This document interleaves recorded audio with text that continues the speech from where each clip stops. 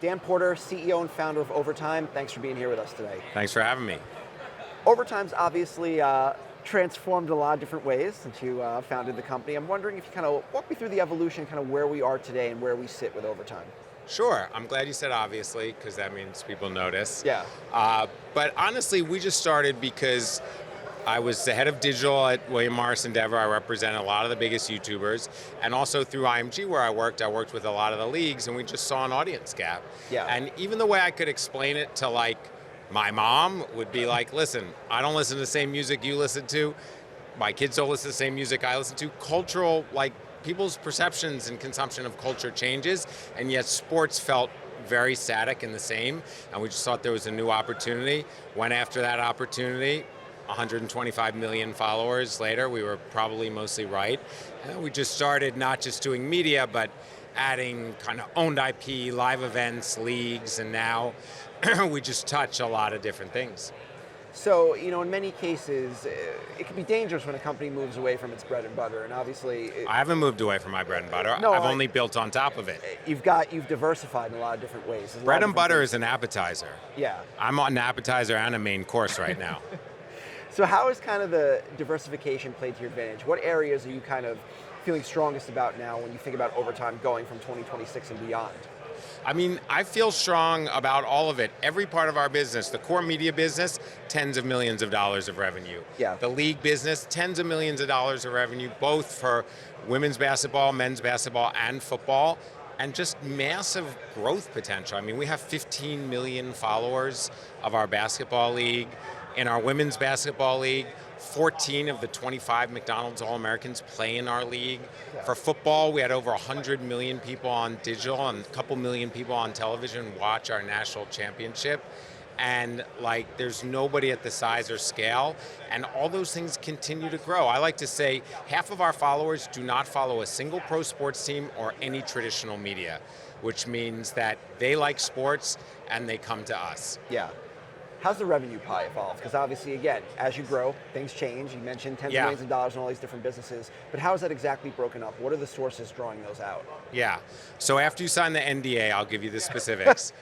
But at a high level, we work with brands. I mean, pro sports is amazing. I'm an NFL fan, go Birds.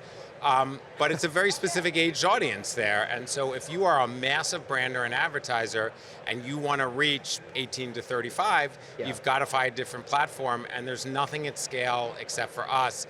And part of the reason our audience is valuable is because they're young and they have disposable income, but part of the reason they're valuable is because they're making decisions. First credit card, first car, first cell phone plan, all of those things like that. And you want to be able to complement everything that you're spending on professional sports, which makes a lot of sense for its reach, with reaching our audience at scale. And that's why we work with 110 different brands. If that's the high level pitch, how do you tailor it to every single brand you work with? Because that's quite the size of a roster. Yeah, so for each brand, we want to understand what their goal is. Is it to meet consumers for the first time? Is it to tell a different story? Is it to show support for younger athletes? Is it a campaign? We have a massive deal with Hershey's around a whole new candy line, Jackalicious. They chose to essentially launch that with us because they could drive hundreds of millions of views. And while they could buy ads on digital platform, that's them talking. They wanted other voices talking. And so it really depends along the realm. We have brands that are very committed to women's sports. We have brands that want to be part of football and never been part of football again. So it's really depends for each of them. But I think globally there's $90 billion spent on sports sponsorship. Yeah. So I only need about like 70% of that and I'll be a big company. What's your retention strategy like? Because obviously it's not just getting this large roster of brands, it's keeping them in and in. How do you keep them coming back with you guys? How do you keep demonstrating that this is the place they need to be and putting their dollars? Yeah, that's a really good question. I would say, honestly, the hardcore business answer to that is that we have built a whole account management infrastructure. So when you go work with a creator, they might tell you, I posted and I got a bunch of views. When you come to work with us, you have account management, you come to the shoot with us, and afterwards we do brand lift studies.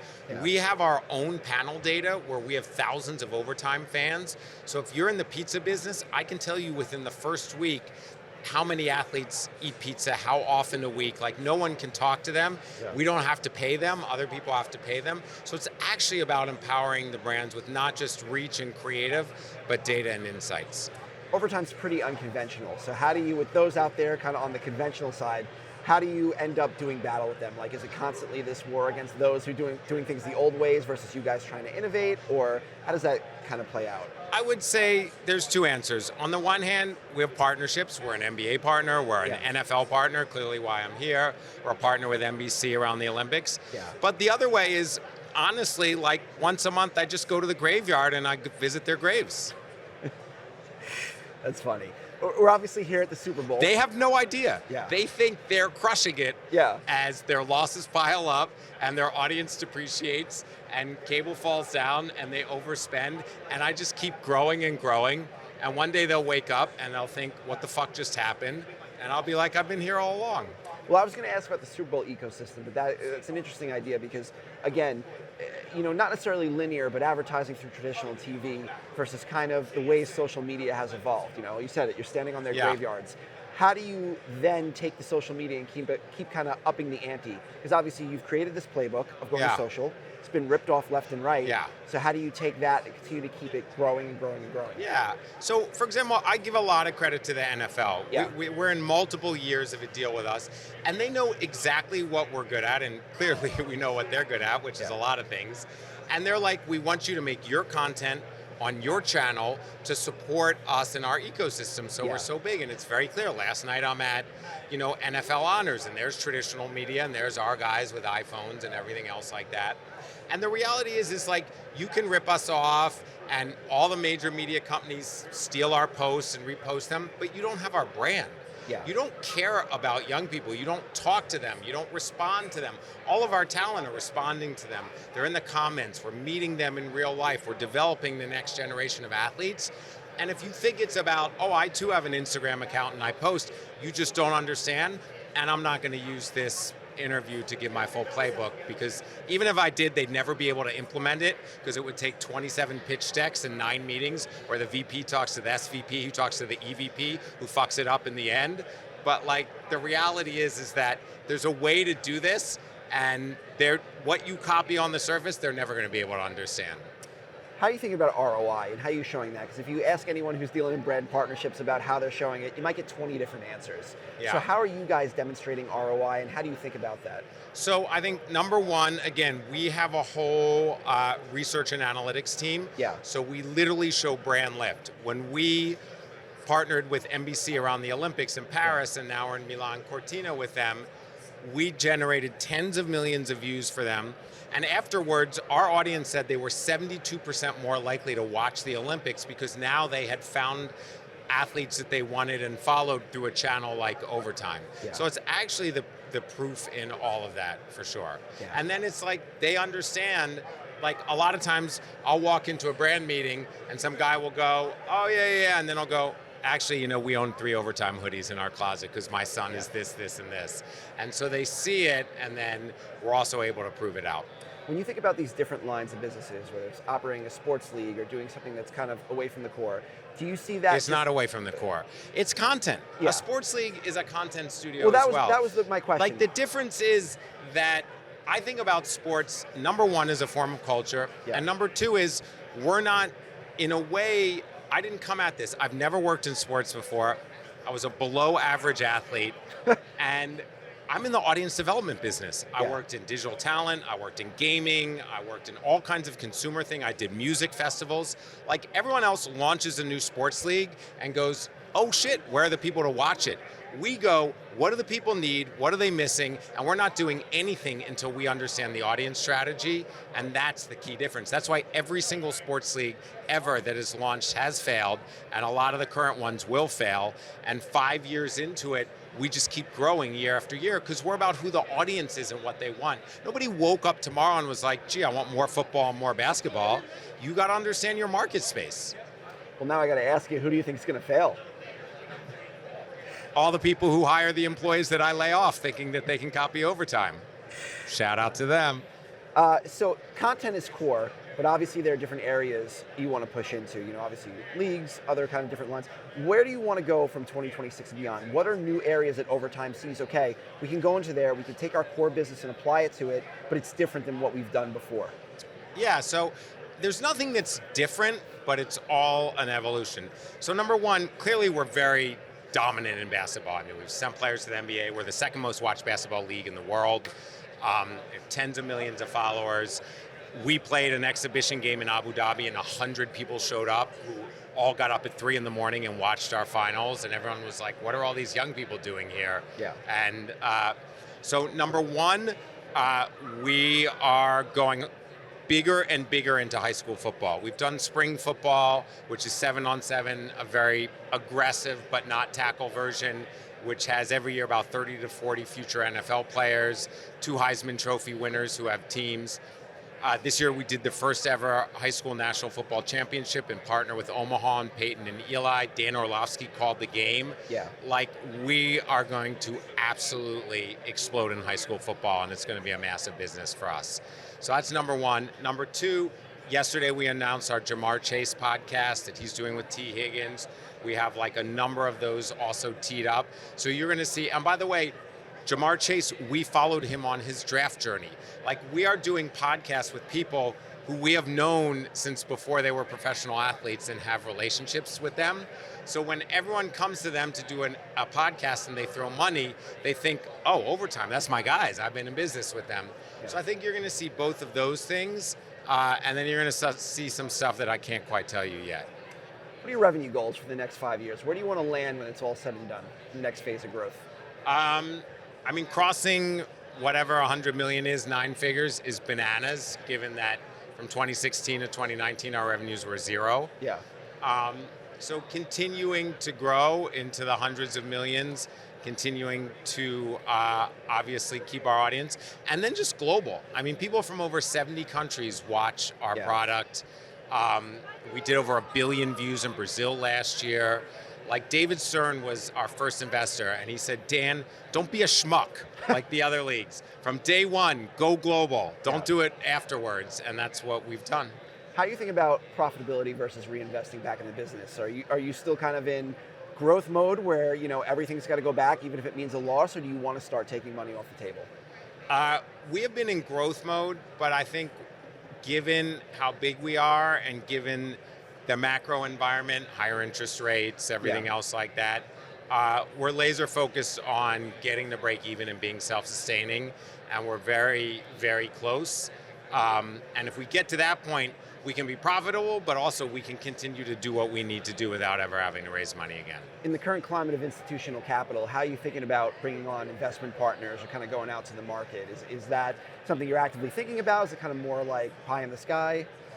I think there's more private equity money in sports than there's ever been. I mean, KKR just bought Arctos. There are a lot of big funds. A lot of people have raised sports funds. Yeah. Once you're not buying a team or a league, there's just not a lot to do. I think we have this incredible platform.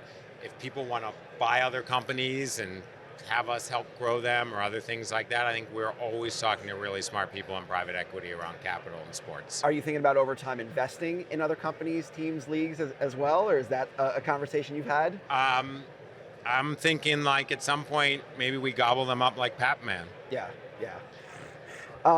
What challenges to growth do you see going forward? Like, what's keeping you up at night? What do you think would stop you from hitting your goals over the next 5 to 10 years? I would say, so number one, as an operator, you always need creative people who think differently. Yeah. And as you get bigger and you scale, you end up hiring a lot of people from sports, which means you're hiring somebody who was working for a traditional sports company and coming to work for you, and your whole competitive advantage is about being different. Yeah. So I think constantly trying to do that. I would say number two, I think you would be blown away if you understood the way that we use AI internally. I've personally coded more than half of our AI tools around sentiment analysis on YouTube, around sales pipeline. Like, I worked in tech, I know how to do that. Yeah. And like, I don't need to buy any off-the-shelf software ever again. Like, we're building tools while everyone else is paying for them that I think will be meaningfully different for us. And so that's more of an opportunity than a challenge. But I think to some extent, media and sports, I come from the world of tech, right? In the world of tech, you wake up and you think, oh my God, 3 people in a garage just did something that's going to put me out of business, and you buy them. Mark Zuckerberg paid billions of dollars for Instagram, which is a 12-person company. Yeah. Google paid $1.6 billion for YouTube, which was a 20-person company. They understood, and YouTube is now a $60 billion company. Yeah.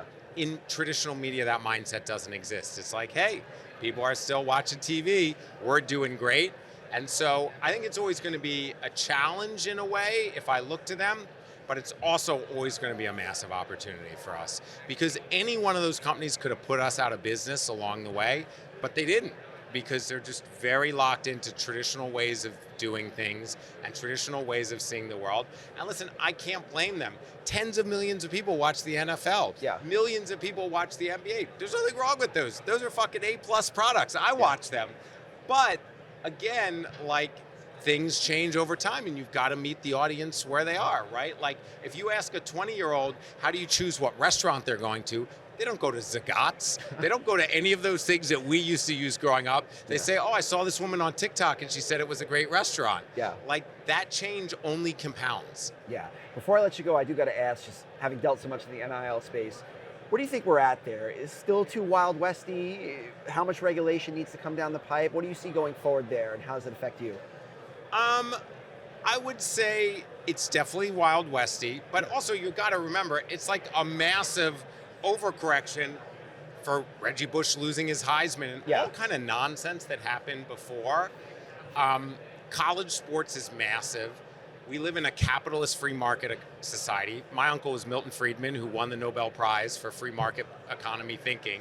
So I just think it's going to continue to grow, and some of those things are harder to legislate. It's like whatever. The day that radar detectors came out when I was 19 and there was a speed limit, I just bought a radar detector so I could figure out. Now I look on Waze and I'm like, how can I go faster than the speed limit? So people are humans. They're going to figure out a way.